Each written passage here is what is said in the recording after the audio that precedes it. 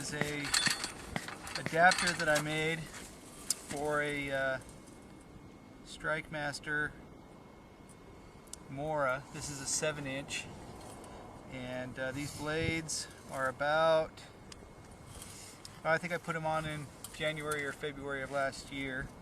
And then on top of it I've got a rigid 18-volt drill. It's got about 550 I think it's inch-pounds of torque, and we're going to drill a hole here with it.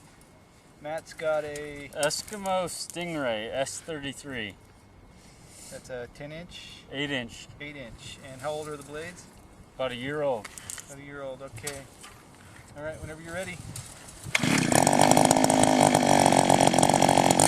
Go.